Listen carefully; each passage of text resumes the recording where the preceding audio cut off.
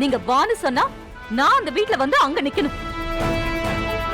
எல்லாரும் என்ன துரத்தி விடும்போது நான் வெளியே போகணும். என்னை யாருமே தள்ளி நில்லுன்னு ஒரு வார்த்தை சொன்னதில்லை. ஆனா உங்க அம்மா என்ன கழுத்து பிடிச்சு வெளியே தள்ளாங்க, ரோட்ல கொண்டு வந்து போட்டாங்க. இது எல்லாத்தையும் நான் தாங்கிக்கணும். ஆனா ஏன் பக்கம் நீங்க ஏன் நிக்க மாட்டேங்கிறீங்கன்னு ஒரு கேள்வியை நான் உங்களை பார்த்து கேட்க கூடாது, அப்படித்தானே? இந்த வாழ்க்கை இவ்வளவு கேவலமா இருக்கும்னு எனக்கு தெரிஞ்சிருந்தா இப்படி ஒரு வாழ்க்கையை நான் சூஸ் பண்ணிருக்கவே மாட்டேன். நானும் தான்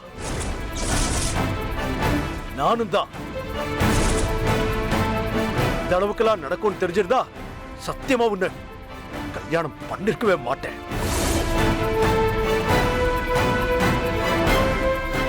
வீட்டுல இருந்த வரைக்கும் நான் சந்தோஷமா இருந்தேன்னு என் குழந்தை சொன்னா. அப்ப எனக்கு புரியல. ஆனா இன்னைக்கு அவ சொல்லும் போது நான் நல்லா உணர்றேன். இப்ப புரியுது எனக்கு. ஆமா, என் பொண்ணு சொன்னது உண்மைதான். நான் அந்த வீட்டுல இருக்கிற வரைக்கும் சந்தோஷமா நிம்மதியா இருந்தேன். என்னைக்கு நீ என் வாழ்க்கையில வந்தியோ அந்த சந்தோஷம் நிம்மதி எல்லாமே போச்சு.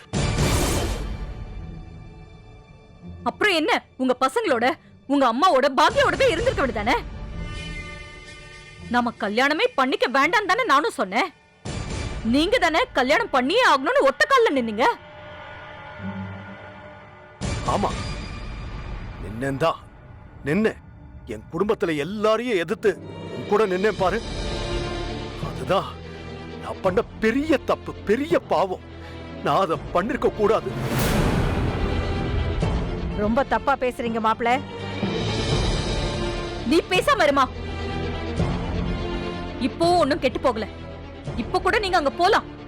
நீங்க நினைக்கிற வாழ்க்கைய சந்தோஷமாவே வாழலாம். உங்க குடும்பத்தோட நீங்க நிம்மதியாவே இருக்கலாம். ராதிகா, யாரும் உங்களை கைய பிடிச்சு இங்க நிறுத்தி வைக்கல. இதத்தான் சொல்றேன்.